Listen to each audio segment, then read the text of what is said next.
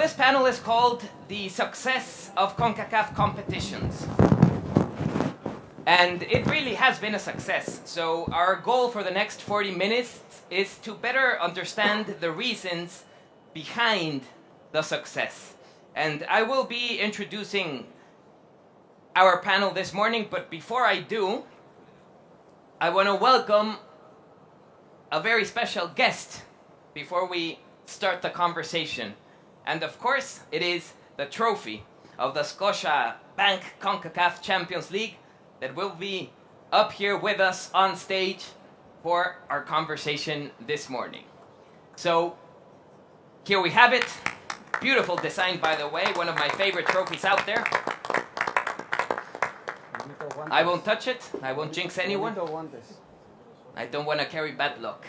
So let me introduce to you the panel for this morning to get things started. We have Philippe Moggio, of course, General Secretary for Concacaf. We have Manolo Subiria, Chief of Football Officer, Concacaf. We have Oleg Lowenstein, Executive Vice President, Operations, Univision Deportes. In other words, my boss. So, behave. Exactly. I hope you'll forgive my tough questions. I hope. Sean Riley, MD Flow Sports Network. Hello, good morning. And of course, to my left, Jim Tobin, Director International Sponsorship and Philanthropy, Scotiabank. Thank you everyone for being here. So, to get things started, Philippe, I wanted you to briefly explain the vision behind the expansion and the overall benefits that the change of format in the CONCACAF tournaments have had.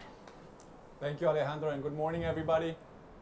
If I may say up front to our Soccerex friends, thank you for bringing Soccerex to Miami. We know this is going to be a great property growing here, and obviously we're very proud to have our headquarters here. As it relates to our competitions and what we've done on the club competition side, we've invested heavily because we know that's an engine for growth and development.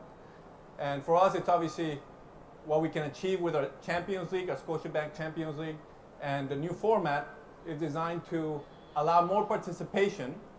So we're increased to 31 teams participating in the Champions League, but at the same time, make it more relevant. It's a home and away format, every match counts, and we saw great success with that initial edition of the competition happening earlier this year. We had a tremendous final between Toronto and Chivas de Guadalajara, and we see the relevancy of it, and we have here great partners that have gone behind that property, and I think that really talks about the importance of this competition. And then under that is all the development that we're doing on the club competition side. It's not only the competition that we've created, so the CONCACAF League, the Flow Caribbean Championship, Club Championship, and additional other competitions for amateur tournaments in the Caribbean to ensure that we're balancing the club competition at all levels. And then obviously it's everything that we're doing from a development perspective in terms of the development of leagues, professionalization of leagues through our development department, through club licensing systems, through best practices being shared across the territory, because we know club competition is going to help us grow the sport in our region. So feel free to jump in whenever you like. I won't get angry of you stealing my spotlight. But I want now Manolo to explain the advantages of the new format and how does it make it more competitive for everyone in the tournament, Manolo? Yes, good morning. Well, in the past we used to have the group stage, then the knockout stage. Yes. And the group stage sometimes can get a little bit, some matches may get irrelevant, some teams are already qualified and with 2 games left. So the new format really guarantees you some great matchups. Every match counts, every match is pretty much like a final. So the teams really have to put their best teams on the field. It comes down to a coaching decision, based on the matchups. And we saw that, we witnessed it last year, not only with our Champions League, but with our CONCACAF League. Very, very level matches coming down to the wire in some of the matches. Great final coming down to penalty kicks.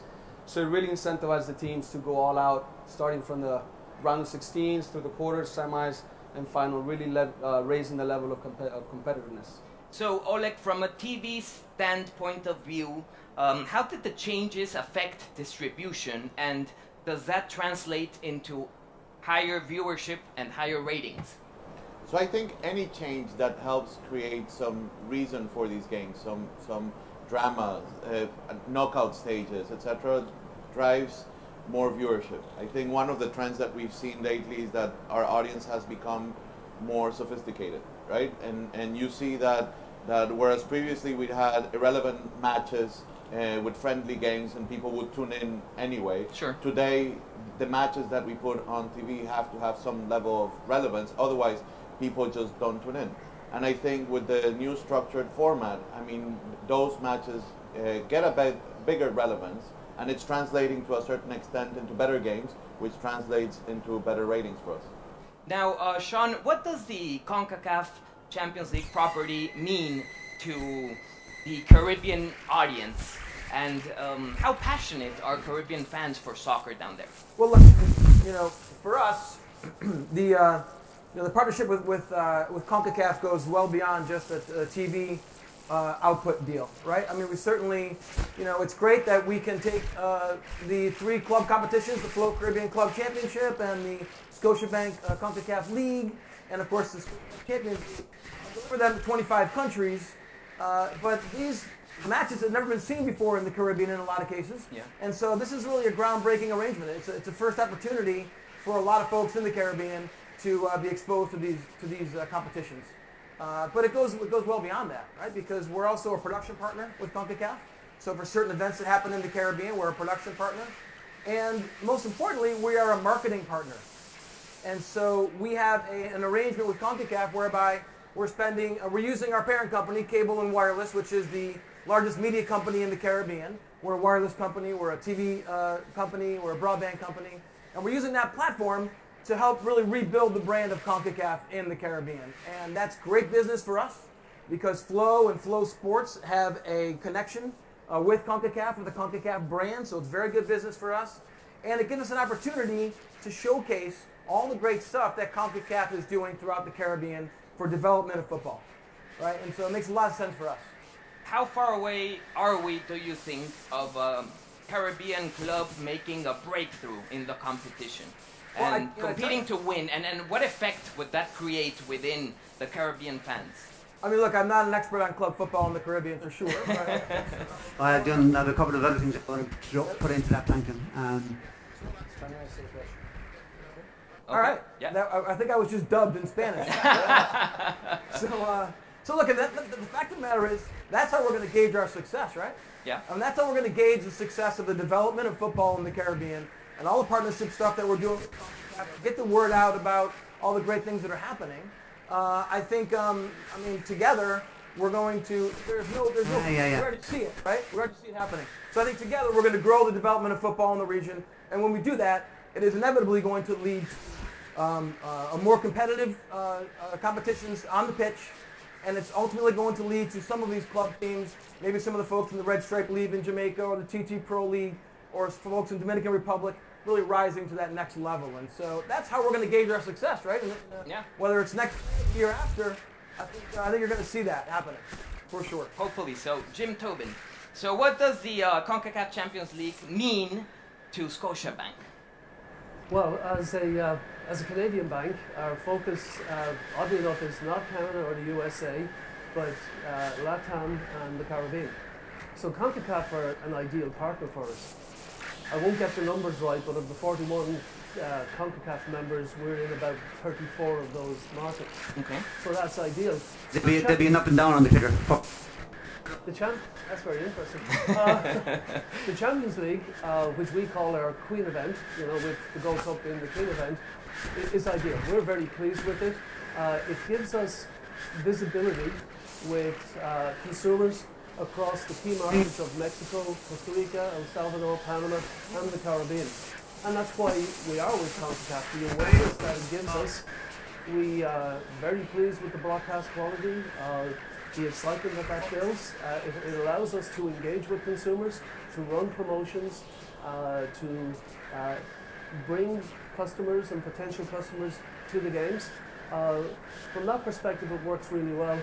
But it also allows us to follow our strategy of developing the game at the community and grassroots level. So you have the Scotiabank CONCACAF Champions League, But working with Concacaf, we also have the U13 Concacaf Champions League, which is an elite tournament of obviously under 13 boys from 10 countries, 16 clubs. We're really pleased with the success of that and how that's growing the game. And to an earlier comment that Victor made, perhaps some of these U13s are the guys who are going to be playing in the World Cup in 2026. Yeah, that's for sure. So it's a win-win situation, you would Absolutely, yeah. So, Philippe, talk to us a little about the importance of consulting clubs, fans, media before you made the changes, because it wasn't a one-sided decision. It was a consensus, and that made it easier for everyone, and it's the basis of the success that we're seeing today in the competitions. Absolutely. It's a complex ecosystem, right? When we have 41 member associations, we have very different levels of development. We have very professional leagues to amateur leagues to no leagues. And our job is to create more balanced competition. So when we look at expanding, creating a different format, changing a format, we certainly want to engage all our stakeholders in that decision making. So to make this change to the Champions League, we first took a lot of insight from the historic competitions that have happened in the past. We met with clubs, with the leagues, with our broadcast partners, to come up with a solution that tries to please everybody. Obviously, finding that is almost impossible, but you try to get to a place where everybody's going to benefit from the competition. And what we have found is that these changes that we put in place have dramatically enhanced the competition. We saw tremendous results out of the first edition of the Champions League this past April. We doubled the attendance across 30 matches. That's amazing. In the entire competition. We have average attendance of about 20,000, and this obviously entails a lot of smaller stadiums that we play in as well. We had record audience on Univision in our final, and we also had the great opportunity to announce a renewed partnership with Scotiabank, and really have them get even further behind this tremendous competition. So I think all around it's been a great success. We're very pleased, but we're obviously always looking at how we can improve our competitions, how we can work very, very strategically with all the stakeholders, our federations, our leagues, and our clubs to continue to enhance this competition and ultimately compete better against other confederations. Yeah, numbers we haven't seen before on Univision, Alex, which made the tournament a complete success. Which I think one of the interesting things that Philippe was saying is that I think the dynamics of soccer have changed as the sport has grown in the US, right? So the importance has grown. Now there's more people trying to extract value and extract economics out of the soccer ecosystem. And that's good and also bad because it starts creating a flow and an amount of events and an amount of tournaments that the only way that we can extract the most value out of it is to align the incentives, right? And I think the first incentive that we all have to a certain extent is economic sustainability of our businesses. Of course. But the beauty of soccer and the beauty of the partnership that we have is that we all agree that the second incentive that we all have, regardless of what our first incentive for the company is the growth of the sport. Because we all benefit from the growth of the sport in the long term. And what you see happening is not only with the club competitions, is that once we go past that hurdle of saying, you know what, this makes sense economically to me, makes sense economically to you, now let's put that in the past and let's figure out how do we do to grow this. And you'll see that from a production standpoint, trying to increase the production quality, the production value of these games, taking some of the youth soccer and trying to figure out with CONCACAF, when do we schedule it so we have a window that is not conflicting to anything that would otherwise prevent us from making money, and just let's put those games, let's try to figure out collectively how we grow these competitions. Because at the end of the day, it is our business. It is the same business for everyone. And I think we also have to protect it. I mean, we have to protect our business and make sure that the properties that we have, that are the Queen and the King properties, have a position within our markets that allow us to exploit the economic value of it. Jim, do you want to jump in? We tend to forget that sport is still the best reality TV. Whatever about all the other so-called reality shows. And as a brand and a sponsor, we're really pleased with the new format of the tournament, the excitement that it creates, the greater engagement. Yes, it's a shorter period of time, but the intensity of the sport, the stories that come from it. We're really pleased with the metrics that we're seeing. We love the broadcast as it goes out and the visibility that it gives our brand and how it's helping us develop those kind of relationships with communities as a result. Yeah, no doubt. So if you think about it, if one of the numbers that we've been toying around in Univision lately is that in 2005, 14 of the top 100 events were sports, live events. In 2017, 84. So if you think about it, and the rest, the other 14 or the other 15, were also live events. So if you think also the importance of sports as a general, as a live reality, has grown, and we all need to align our incentives in order to make it work. And I think that's where Concacaf came in and said, let's figure out a way where we can reschedule this, reformat this, in order for it to be more interesting, more appealing for our audiences, and where we can make a better benefit of it. Yeah. And in our case, it's not just about all the great TV, right? Yeah. And the built-in ratings that you're going to get from these live sporting events, in particular the Concacaf competitions. But in the Caribbean, sports is aspirational, right? Sports is an opportunity, I think, for the young athletes in the region to to find a way to better their current circumstances. And by providing a lot of exposure for these events, regardless of how big the ratings are, the important thing is, we're showing people in the Caribbean that they can certainly, aspire to more, and and they see their friends playing in these competitions, and they see their brothers and sisters playing in these competitions, and you saw what happened with the reggae girls, making the World Cup, and that just really inspired a whole group of young women in the Caribbean, and so it's not just about how great the ratings are, but in our case, it really is having, I think, and it's going to continue to have, I think, a pretty profound impact. So I want to take this conversation to technology and how important it is to invest in technology for the competition. So can you talk a little bit about the investment of technology, Manolo, that you guys have done in order to try to keep up with the natural curve of things as we go forward? Of course.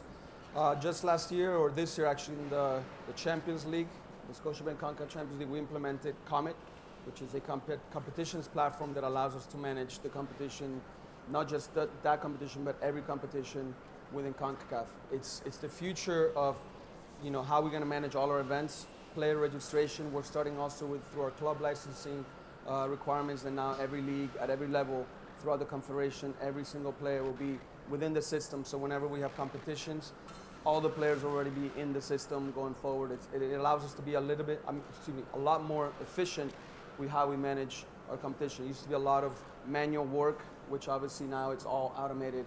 And this platform also communicates with the FIFA platform and other platforms that other confederations have. So it's allowing us also to, when we have international tournaments, all our teams or players are already within the global universe of this platform. So, Philippe, let me ask you something. This dynamic of Mexican clubs winning almost always the tournament, is it good or bad for business, and how soon might that change? Well, I think one, it shows obviously how competitive Mexican teams is and Mexican football is. But I think what we're finding is a more balanced competition. We see MLS teams really getting behind our competition in a very meaningful way. For them to qualify into the Scotiabank CONCACAF Champions League is a great next step to demonstrate how they're advanced and the level of football that's happening here in North America. So for us, it's creating a more balanced competition, and our investments in Central America and the history that lies in club football in Central America, we want to ensure that the CONCACAF League demonstrates those rivalries that are very traditional, and that those rivalries can come back and really compete at the highest levels, and then ultimately bring that club football competition and represent the best way possible when we go and play against other confederations. Because at the end of the day, I mean, they're right there, so it can happen any day at any time. Oleg, how does the property of CONCACAF compare to your audiences with the property of UEFA, for example, that now Univision Deportes owns? So I think when we look at our portfolio, it's kind of complementary. I mean, one of the big differences you have between European competitions and our competitions in the region is the time, right? So obviously you would expect that they're competing, but at the end they're complementary. And the more you have in the morning, whatever competitions we have that are coming from Europe, which is their prime time, and then we have our premium properties in our prime time. So, and I think it goes hand in hand with the previous question in terms of scheduling, right? I think it's becoming more and more important as we move on and we try to grow soccer with all these properties, to be able to schedule it in such a way that it's non-conflicting. With European properties, we don't have that problem because of the time periods, but then we have multiple properties with the Mexican League, with the MLS, that need to be aligned so we maximize and extract the most value out of these tournaments. So I think I would say it's equally important for us in terms of economic value. It's equally important for us in terms of priorities when it comes to promoting. So we truly don't see it one versus the other. As we want to have as much. I mean, we're the home of soccer in the U.S., so Yeah. as much as we can, we'll grab. Of course. And I mean, we have to be clear about this. The Concacaf Champions League has grown a lot in recent years, and it is evident, Manolo, how the fans are year within year more engaged with the product, with the teams, with the competition, and you can reflect and see that in numbers, which isn't easy to do. Yes, we experienced it, as Philippe mentioned, Oleg mentioned, this last edition, given the new structure, the new format, really showed the peak in engagement, in the following. It also goes in line with, the teams really taking it seriously. They themselves doing a lot of communications and promotion, and it showed on the field. Whereas in the past, perhaps the teams, it's a very complex schedule that these teams play with the league games and then the international competitions midweek. And so that's also part of the reason why the new format, to try to alleviate a little bit of the pressure on the schedules. The teams really like the fact that within a couple of weeks or 2 months, you knock out the competition, you qualify to the Club World Cup, and you play with that season's roster. So again, it was relevant within the same season that the clubs were playing. So the fans were engaged all along. League game the weekend, Champions League midweek, the rivalries, and of course the level of teams that we had in the competition allowed for the fans, to follow it from day one to the end. The partners, our sponsors, everything kind of came together.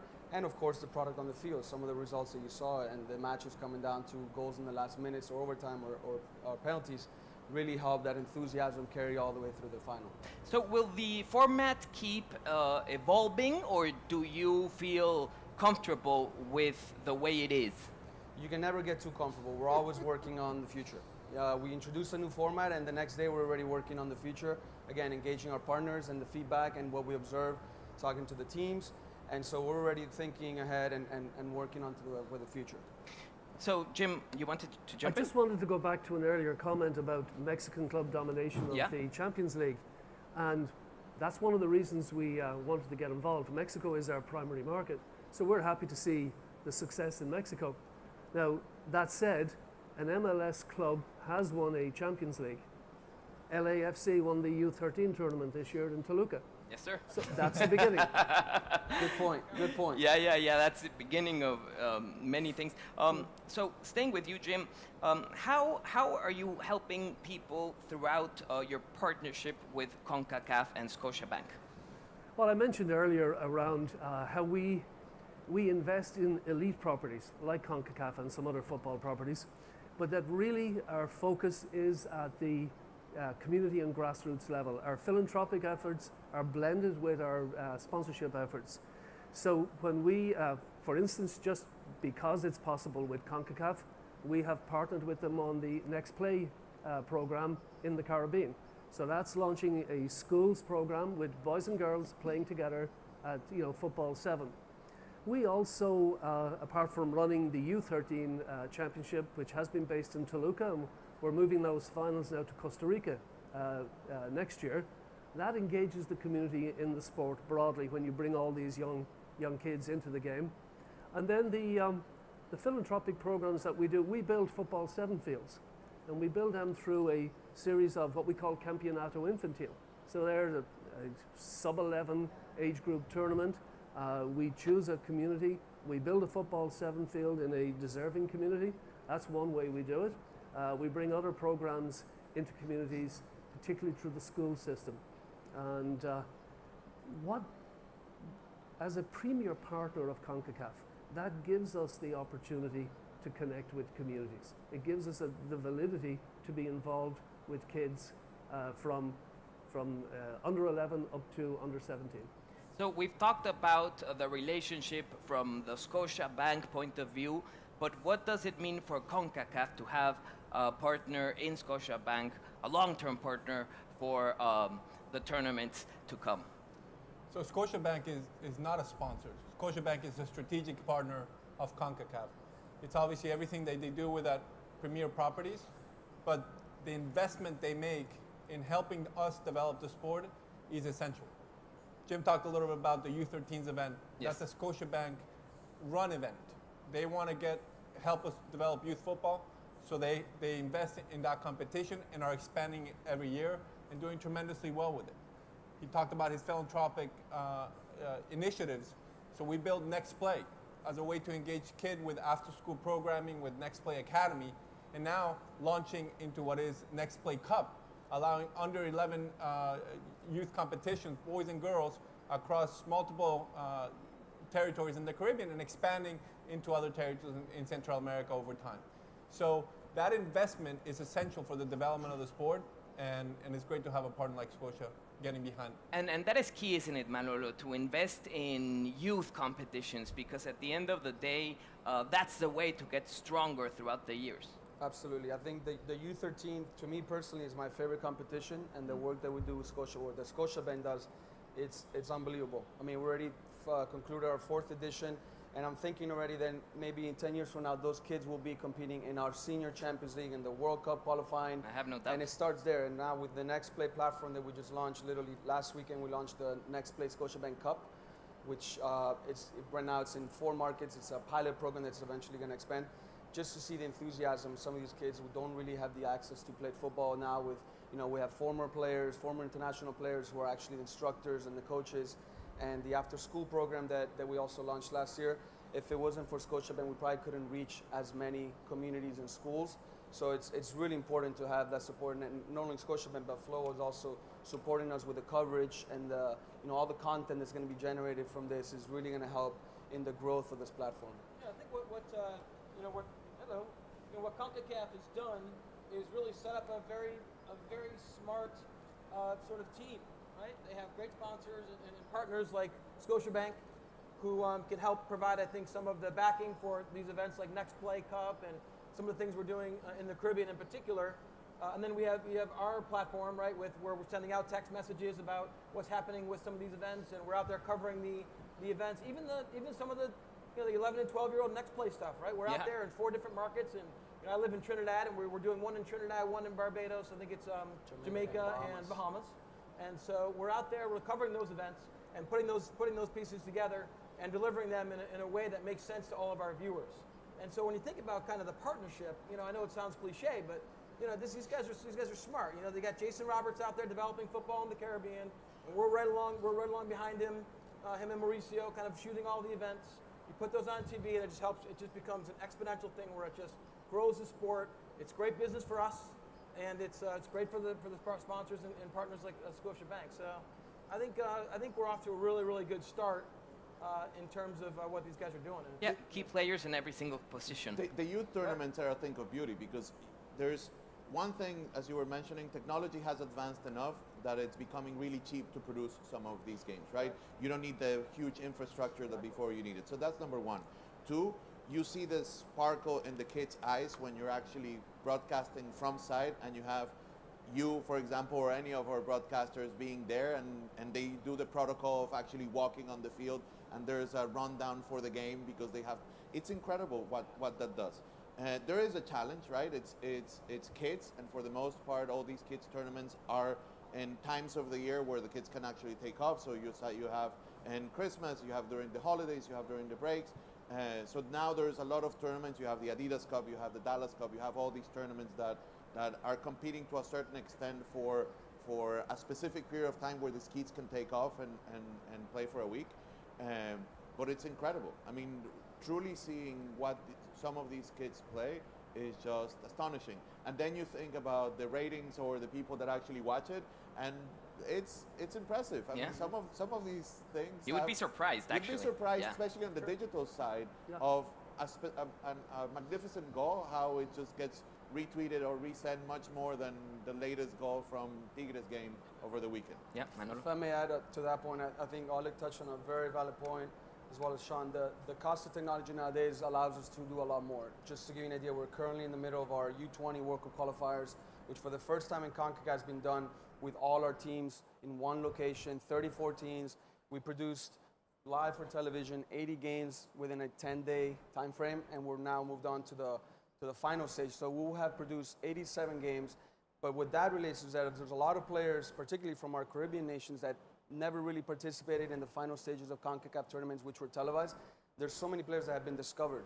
And I can tell you that we had over 90 scouts, and already there's players who are in the process of signing professional contracts that perhaps before never really got the opportunity to be seen, and now are being exposed to the leagues and the clubs and to the scouts. So that's also thanks to the technology and the fact that we're able to produce so many games in one location. Jim? No, it's fine. I mean, it's much like what Manolo just said. We find the engagement at the U13 level, on live streaming, the technology that makes it accessible. And when you do a U13, it's friends and family who are trying to follow this, but we had 1.8 million views on live stream over 5 days. I mean, that's quite an amazing engagement for what is a kids tournament in Toluca, Mexico. So let me ask you something, because I think this is important. Everything seems to go well, and there is a lot of opportunity and room for growth. But what would you say is your biggest challenge going forward from the successful projections that we have? What would you say is, something we need to work on, something we need to look out for? I would say the biggest challenge, and this cuts across club competition, national team competition, women's, youth, it's creating balanced competition, right? Ensuring that across our confederation, we can have balance coming out of the Caribbean, out of Central America, because if we're able to do that, then that tide helps rise all boats. It's the same thing on the national team side. Victor talked about what Nations League is, and that's giving the opportunity for everybody to compete more. And we believe with that more competition, we're going to be able to create much more balanced competition all around. And ultimately, we're going to see those results as we start competing in global competitions and measuring ourselves against the success of other confederations. I think also, Alejandro, to touch on another point, and on our development platform, for us to get that balance, as Felipe mentions, we really have to do a lot of work on the lesser developed nations and creating sustainable platforms to have longer leagues at the club level, at the youth level, to start having more competition throughout the calendar year. Some countries perhaps only had 3 to 4 month leagues, and we're also competing against other sports. Could be cricket, could be track and field. So we really have to do a lot, and also the coaching education. We spend a lot of our development funds on coaching education, because we need to make sure that those coaches who are training the youth, and there's so much talent, there's so many great athletes who just need the right coaching in the youth age up into that critical age period where then they can make that jump to professional. And from a TV standpoint, Oleg, Sean, what is, would you say, the biggest challenge moving forward from here on? I think for us, one of the biggest challenges, and I would take it a little bit further, what Felipe was saying, is balance on a global scale and scheduling. It doesn't help us when we have one tournament really pitted up against another tournament. It doesn't help us when we have 3 overlapping games from the same region on the same platform. It doesn't help us when during the summer we are just flooded with friendly games that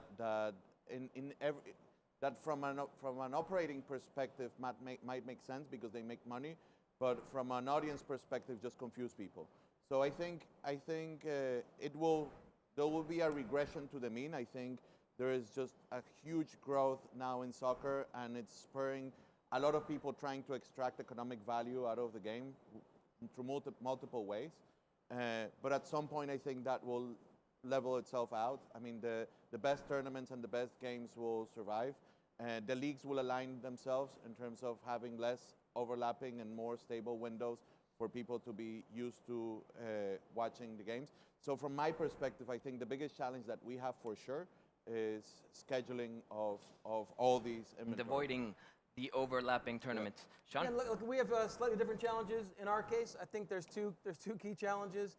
The first is communicating to our viewers why they should care, right? Why should they care about all these competitions, right? What's at stake, right? And they're pretty confusing, some of these competitions. I mean, it took me a few weeks to figure them out, and so for us to explain that to our viewers is still challenging, and we need to make sure that we continue. Look, you're fighting for eyeballs, right? We have our UEFA Champions League coverage, we have our Premier League coverage. Football clearly rules the day in the Caribbean, and you're fighting for eyeballs. And so for us, it's how do we remind our viewers that Concacaf is, it's love of our game. And Concacaf is about you guys. It's about our viewers, about our communities, which is different from, UEFA Champions League and different from Premier League. These things are happening in our communities, and we need to continue to hammer home that message. But it's hard because you're fighting for a lot. You're fighting for eyeballs, and there's only so much football you can put on. That's And then the second thing is, of course, production, right? We'd love to produce as much as we'd love to go to Aruba and produce a match, and go to Bonaire and produce a match, and go to, but it's just we don't have those capabilities all the time. And Concacaf does a great job of providing us with a lot of feeds and a lot of production, but we'd like to be more places, but we just can't. We just don't have the resources to do that, of course. So we're reaching the end of this conversation, and I was told that Philippe Mojo has some exciting news for the next logo of the championship that you will be presenting right now, won't you, Philippe? Thank you, Alejandro. So we have the trophy. Yes, which beautiful was unveiled, trophy. As part of our last competition. We had a new logo, brand positioning unveiled in March of this year, where we brought together our 41 members and really demonstrated that with what we represent as our new logo. 41 diamonds. The diamond has 4 sides, which represents what we focus on every day: football, unity, quality, and access. So within that line, we saw it fit to come out with a new logo for our Champions League competition. A lot of consultation with our partners, Scotiabank, as the naming partner for this competition, and our other partners, and really happy to be unveiling that logo today. Great. So it's been amazing talking to you. It was a very interesting and insightful conversation. I want to thank every one of you, Oleg, Sean, Manolo, of course, Philippe and Jim, for all you said here today. I think we've learned a lot. So I want to thank you all. And I want to close this second panel of the day out. And keep it coming, because it's only the beginning of the day. Oh, you have a video to show? Okay, let's go with that. Excellent. Excellent.